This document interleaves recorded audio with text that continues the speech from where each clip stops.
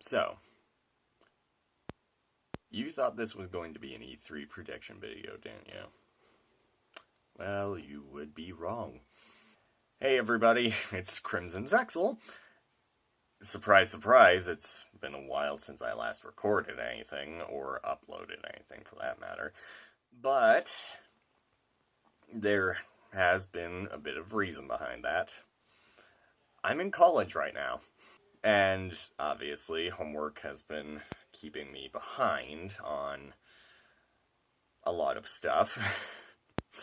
I have about, 2 different Metroid and Legend of Zelda Skyward Sword videos still left to upload from what I already had that I've had little to no time to actually edit in the time that I have been up here, and that's been about 6 weeks already.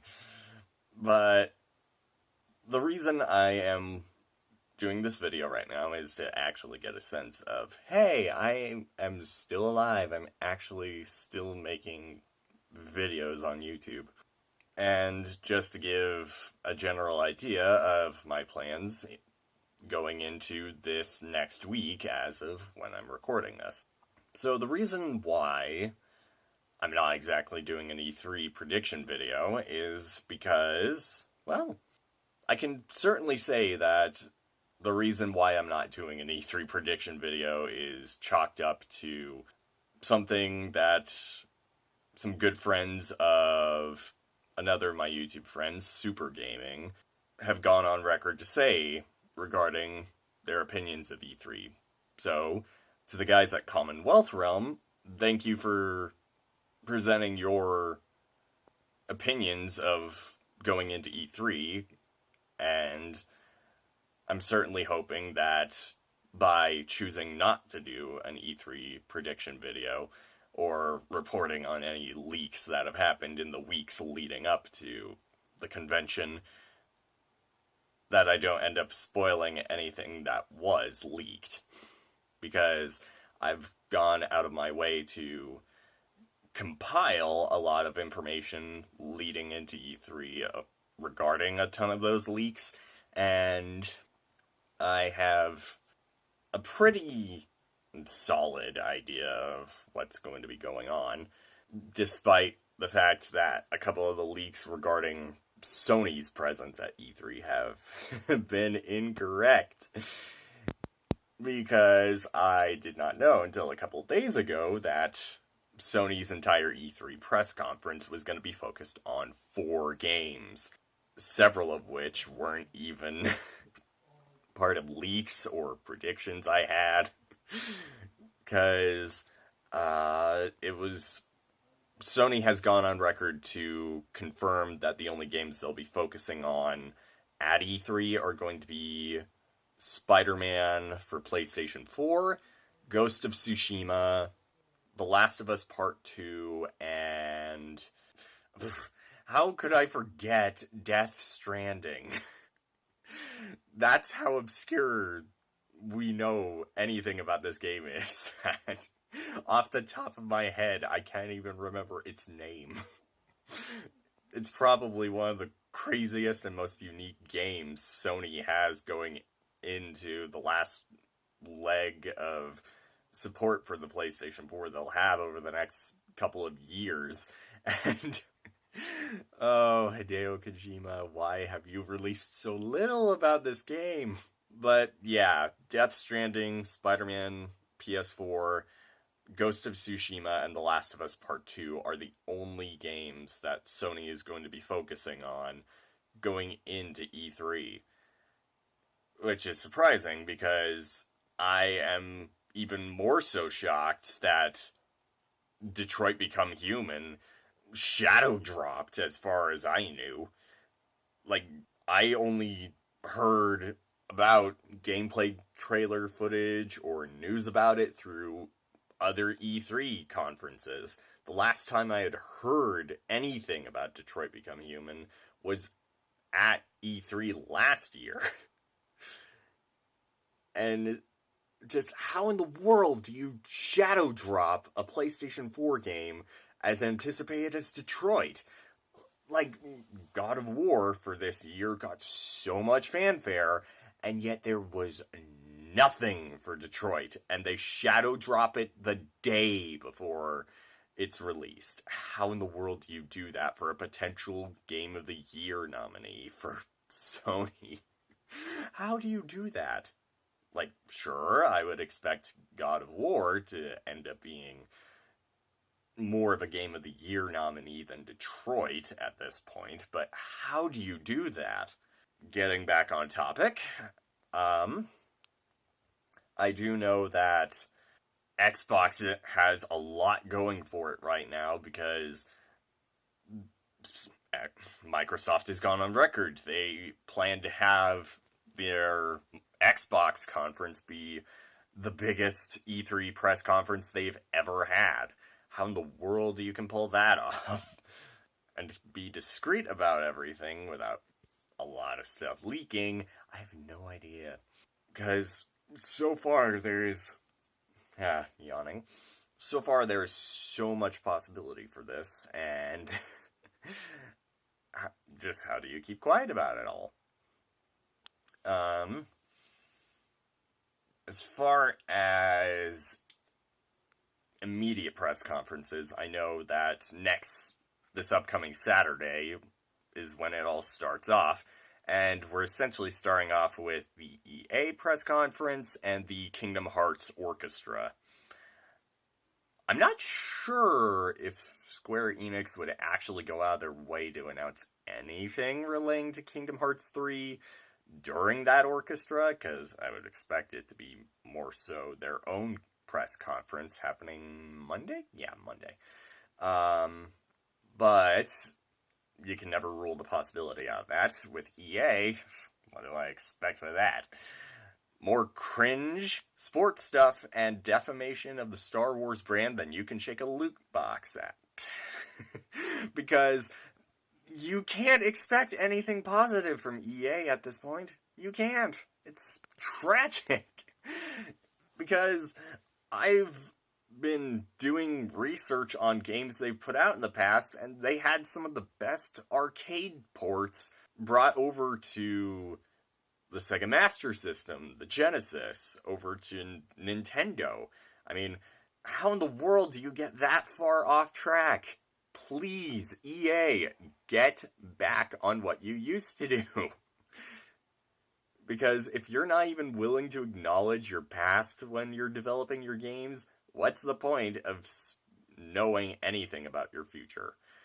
EA and the Orchestra Saturday, Microsoft and Bethesda are going to be Sunday. We already saw Fallout 76, so I'm expecting a gameplay trailer, probably a release date. What else to expect? It kind of goes without saying that they're going to have a lot more support for the Switch, because we already have games like Skyrim, Doom, and Wolfenstein 2, so the likelihood of support for the Switch from Bethesda is very likely. Then there is the Ubisoft, Square Enix, and Sony press conferences on Monday. Ubisoft, where to begin with that? Probably some gameplay footage of the Donkey Kong Adventure DLC for Mario plus Rabbids Kingdom Battle. Like, it almost goes without saying that unless development for Beyond Good and Evil 2 was put back, that we're going to be seeing that. And then there was that confirmation of Assassin's Creed Odyssey. No, that has nothing to do with the Game of the Year nominee Nintendo put out last year of a similar subtitle name. No. But that definitely makes for a very interesting concept for an Assassin's Creed game, going into ancient Greece. Like, that's going to be interesting. Not much else off the top of my head that I would think is a shoo-in to be shown off at the conference for Ubisoft. Square Enix. We are definitely expecting quite a bit. We do know that The World Ends With You Final Remix was announced back in, I think it was January's Nintendo Direct Mini. We haven't heard much about that otherwise, and it's still slated for this year, so we're probably going to get some news on that. Because that kind of goes without saying. Like, you release it in 2018, you've given us no information beyond that. You're probably going to be highlighting it to some extent during your E3 presser. Kingdom Hearts 3, it goes without saying if they do nothing much at the orchestra on Saturday, so we're probably getting the release date, probably a new world. I would love to see more of the story for some of the late game for Kingdom Hearts 3, probably in due time. Some news about whether or not Square Enix plans to put it out on the Switch, probably much later than the release date for it for PlayStation 4 and Xbox One, but at the very least, some news that's coming to the Switch. Final Fantasy VII Remake. Definitely hoping to see that finally. Last time we saw any gameplay footage was at PSX 2015? That's almost 3 years. Like, I know that Square Enix had to move development of FF7 Remake in-house, and that Kingdom Hearts 3 has been a lot of the delay for Tetsuya Nomura for making that game, but give us a gameplay trailer. Give us a release window, if not a release date. Some tangible idea of what's going to be going on, and since we know that it's platform exclusive, well, timed exclusive, not platform exclusive, a timed exclusive for PlayStation 4 and then eventually to other platforms, give us some idea of what those other platforms are, because we don't know if it's going to be on Xbox One, we don't know if it's going to be on Steam, we don't know if it's going to be on Switch. I would love to see it on the Switch. Like, could you imagine, should all of the PlayStation 1 mascots, be they for platforming or for RPGs, actually end up on Nintendo Switch? Crash Bandicoot, Spyro the Dragon, and Cloud Strife. Why not? Like, could you imagine some of the best games of the PlayStation 1 ending up on a Nintendo platform? A modern one at that, because I know Crash Bandicoot and Spyro were multi-platform for a long while. I think it was after Year of the Dragon and after Crash Bash that both of those IPs were multi-platform, because Wrath of Cortex and Enter the Dragonfly were GameCube games. Yeah. They are right there. Definitely hoping to see Final Fantasy VII Remake. Hoping that gets onto the Switch, and I would love, of anything, to see more Final Fantasy amiibo. Because you already have 2. Why on earth would you bring Final Fantasy VII onto the Switch, not include amiibo support, and just leave it at the regular cloud and the Advent Children cloud? Like, there's so much potential just doing a Final Fantasy amiibo line, and not just for Final Fantasy VII. I would hope if they did a Final Fantasy amiibo series that, one, they would probably make series versions of the Smash Brothers Cloud amiibos, and then start into the other recognizable characters of Cloud's party or from Final Fantasy VII overall. Bring in Barret, Yuffie, Cid, Red 13, Cait Sith, Vincent. Bring in Aerith and Tifa. Said Sephiroth, possibly a couple of summons doing for that. Like, we already have a Guardian amiibo. Why not create a ridiculously sized summon for an amiibo? Like, could you imagine any given form of Bahamut from Final Fantasy ending up becoming an amiibo? Probably as a way to unlock that summon early for whatever Final Fantasy game. Speaking of summons, just off the top of my head, I do know that a while back, Square Enix was trying to get Final Fantasy 15 onto the Switch in its own specific engine. We haven't heard much online about that since, so I would love to see any news about Final Fantasy 15 coming to the Switch. Why not do an amiibo series for them, too? Bring an amiibo 4-pack for Noctis, Ignis, Gladiolus, and Prompto. That'd be fun. And then other Final Fantasy protagonists in due time. Like, why not eventually create compilations for the series? Bring in some of the retro Final Fantasy games, or DS remakes for that matter, because I know Final Fantasy VI was on the DS. And you could probably very easily bring, if Nintendo eventually announces their replacement to the Virtual Console, they have said that Virtual Console wouldn't be coming to the Switch under its banner. I'm still in the camp of, hey, they're going to rebrand it, change some things up a bit, make it a little more affordable for some games, and otherwise make Virtual Console a bit more user-friendly? I don't know. I would definitely love to see if whatever Virtual Console replacement comes out allows you to bring 3DS and Wii U Virtual Console games over to the Switch, because that would mean I could bring Metroid Prime Trilogy over to my Switch. That might actually make recording a little more reliable, as well as being able to play those games whenever I want. Like, could you imagine Metroid Prime Trilogy brought over from Wii U Virtual Console over to the Switch? Like, you could also do that for Xenoblade Chronicles. I also have Mario Kart 64. Being able to put that on Switch? Oh boy. Like, could you imagine local multiplayer Mario Kart 64 on the go? That'd be nuts.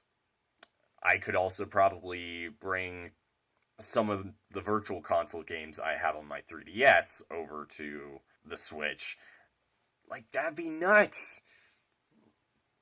Because one idea for a Let's Play I've been wanting to get started on while I've been at college, but haven't because of homework, is on my 3DS, and it would be amazing to put that onto the Switch, because then, rather than trying to record directly off of a 3DS, I would just have to set up my camera for my TV, since I still, as of yet, don't have a capture card. Hopefully that'll change in the next couple of days. Just doing a Let's Play for that one game would be amazing to do off of a TV, just using a Switch. You wouldn't need too much. You only need the 2 buttons and, well, the D-pad and 2 buttons for it. Kind of been going off on a tangent on the Square Enix thing. Amiibo ideas. Could definitely do Terra from Final Fantasy VI. It'd be kind of cool to do Amiibo for Final Fantasy VI in due time. Cecil, bringing over... Like, there are so many Final Fantasy games that were never on Nintendo platforms. Because Final Fantasy 1 through 6 were all originally on the SNES. And it was only after 7 that we've had very few Final Fantasy games on the Switch, or on Nintendo platform for that matter, in a base number chronology.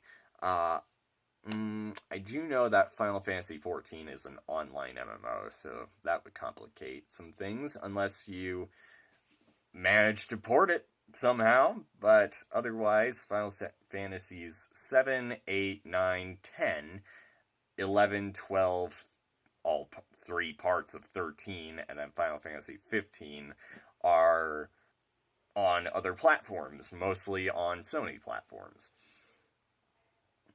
But like, could you imagine a game like Final Fantasy X on the Switch? Like, that is one of the more beloved of the Final Fantasy games that weren't on Nintendo platforms. I do know a lot of people liked 9, despite. Well, I'll just leave that. Unpopular opinion unannounced, just so I don't get too much flack, despite never having played Final Fantasy IX. Final Fantasy 13 as one collective package. Yay for Tunnel Simulator. No.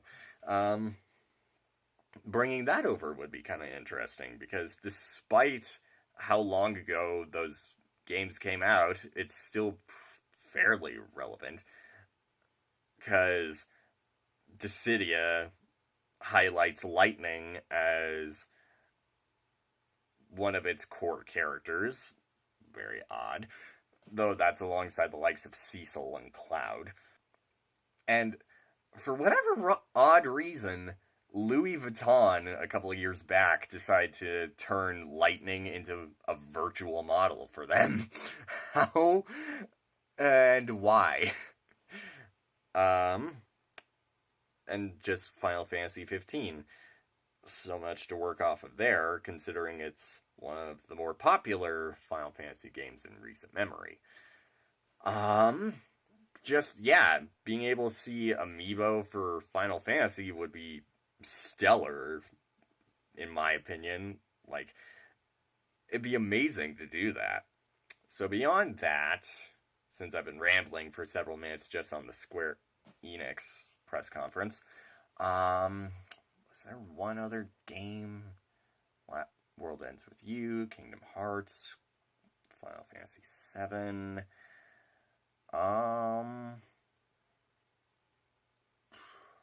Feel like there's one, but I'm spacing on it. And Nintendo.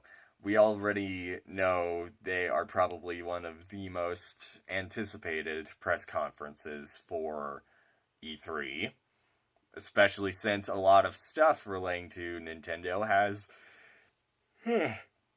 otherwise surfaced in the last several days. A lot of rumors and leaks were expecting Pokemon Let's Go Eevee and Let's Go Pikachu to be announced during the press conference. But because the Pokemon Company and Game Freak typically like to announce things on their own, we already have the trailers for that. So at this point, I'm expecting at best a gameplay trailer proper for it, since we're going to be getting it in November. We already have, courtesy of the South Korean game rating board, confirmation that Fortnite's coming to the Switch, which, let's be honest, that was kind of a given.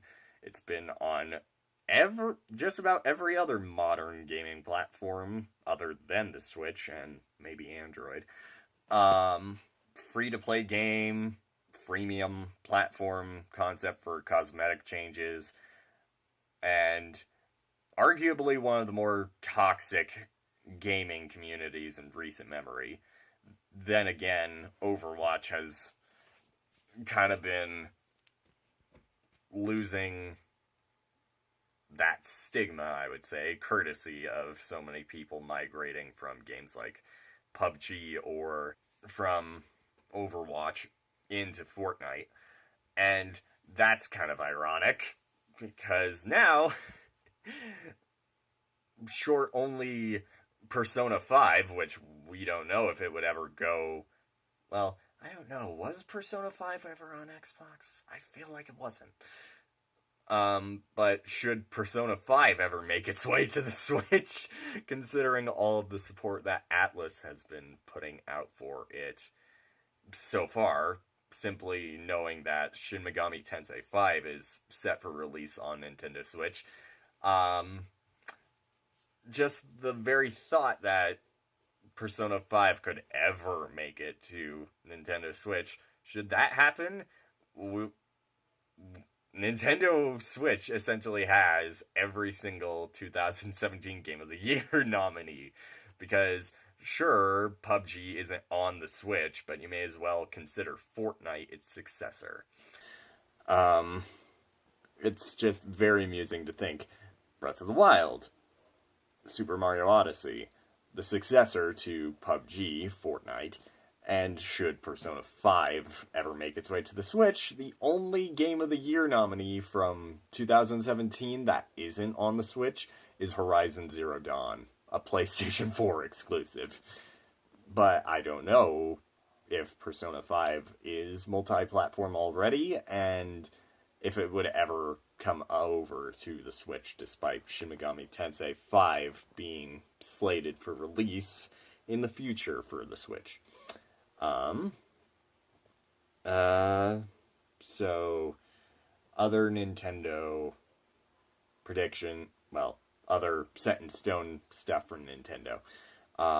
Covered Pokemon Let's Go, Super Smash Brothers. Definitely have the Splatoon 2 World Championships going on. And you never know if something's going to pop up with that. Probably announcements relating to Splatoon 2. It would not surprise me, to be completely honest, because we have the Octo expansion coming in mid-July. And you could say I've stumbled upon something relating to Splatoon 2 that hasn't been announced yet. I'm going to leave that as a secret, per what I said earlier. Though, everything I'm discussing, I may include a link in the description to the Google Doc that I compiled of all the stuff, just for anyone who wants to know what I've been looking into, just so that ahead of time I can say, yes, I knew about this information in the off chance it's true, and just so it doesn't seem like, hey, I'm trying to get on a bandwagon, saying like, hey, I predicted all this stuff ahead of time, when in actuality I may or may not have. So yeah, probably going to link that down below. If you don't want spoilers for E3, avoid it. But for those of you curious enough and okay enough with being spoiled about E3, I'll just leave that link in the description. There's just so much Nintendo can go off of with so little that we know. That's just, in essence, I suppose, the double-edged sword Nintendo's created with keeping themselves in the dark this frequently. We don't know what to expect. It could be a ton of stuff. It could be limited. But it's just kind of been the case of what Nintendo's been doing since the Game Awards. Because when you manage to shadow drop the second DLC pack of your Game of the Year winner, you know that Nintendo's keeping things under lock and key. I would certainly love to see Nintendo Switch Online getting more coverage at E3. Actually be able to get those remaining 10 NES games that are set for release right in September. Find out if they're going to formally announce the Virtual Console rebrand. Figure out when that's going to happen. Yeah, I don't think there's too much I can otherwise say. So, what are my plans otherwise for what's ahead in the weeks leading up to and following E3? I suppose, well, I'm definitely going to try working on editing those Metroid Prime and Skyward Sword videos so that they can actually get out. It's been like a month since I uploaded the last video of mine. Well, Let's Play video, that is. I'm hoping to be able to record my reaction. I know it's kind of a tired genre of YouTube video to do reaction videos, but I'm hoping to get my first impression reactions for each of the E3 conferences. Gonna have to try balancing out my classes to be able to do that. I might be late for a few of them, especially Monday, the 11th? Yeah, the 11th, for some of the Ubisoft and Square Enix conferences, but I'm hoping that I can get an accurate representation. I'm going to try avoiding Twitter like the plague some of those days just to be able to get my good first impressions. And that's going to be tough because last year I got spoiled for a lot of E3 before I even got the chance to watch the Nintendo's E3 presentation properly. I found out about Prime 4 on Twitter before I even saw the presentation. I was losing my mind. I would have loved to record that. So hopefully getting my impressions of EA, Bethesda, Microsoft, Square Enix, Ubisoft, Sony, and Nintendo's presentations is going to be fairly simple for me to do. And then, of course, I have to be very careful with editing, be able to know with certainty what could get flagged, because yay for last year, me trying to record the Bethesda press conference and then getting a copyright claim. Not a copyright strike, just a claim. I don't monetize my videos. A claim on the music that was playing during the Wolfenstein 2 trailer. Yeah, thanks for that. I'm hoping by the time I well, I don't know if this technically counts as a channel update video, but I've been meaning to get one of those out after I got the Let's Play videos for Skyward Sword and Metroid Prime out, because I kind of explain some of the stuff leading into that. I guess that's it. Don't really know anything else to talk about, so if you liked the video, just feel free to drop a like, subscribe to the channel. I don't know how many people are actually getting my videos, so probably quadruple checking by hitting the bell icon, making sure that you're getting the notifications for my videos, because I will admit the footage for my Metroid Prime, my most recent Metroid Prime video, was drastically smaller than it was for my Skyward Sword, by almost 5 times more for Skyward Sword than it was for Metroid Prime. So making sure you're getting notifications of when my videos are coming out is probably going to help a lot. Feel free to share the video, making sure that, hey, I exist, I'm still on YouTube, and making sure that more people know about my channel and that more people can, if they so choose, subscribe. Because thing is, I try to avoid sounding like some generic clickbaiter YouTube, like smash the like button, subscribe, hit the bell to get notified, yada yada yada. Thing is, I just want to try to be completely honest with you guys.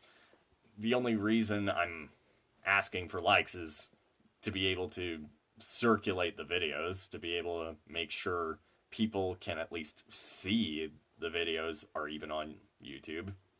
Add on to the subscriber count, because the more people know about the channel, the better. The more of you there are to help share out the videos. And then, of course, the whole notification thing, because YouTube's been kind of nutty lately with actually sending out notifications. It's just a little safety measure that I'm even mentioning the bell.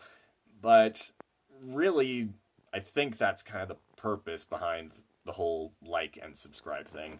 Just being able to make sure people other than my subscribers can even see the footage, to be able to know, hey, I exist on YouTube. I'm trying to make content that I hope you guys are enjoying, and just otherwise have some semblance of, hey, there's someone else here on YouTube that enjoys gaming, but it's kind of oversaturated. I understand that completely. Some of you guys from Super Gaming's channel almost, I would think, understand that. It's interesting. And I know there are probably several videos I still owe to the channel. Case in point, giving a little sneak preview over behind my shoulder, you're going to see a couple of joysticks. Yeah, I still need to explain how in the world I got my hands on an Atari 2600. That is, of course, a video for another day, but whatever. But again, if you like the video, feel free to drop a like.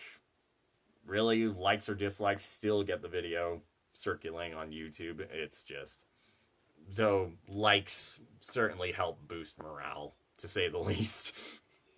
Why do I keep rambling? I don't know. But yeah, feel free to just hit, well, most people say hit the like button, smash the like button, destroy it.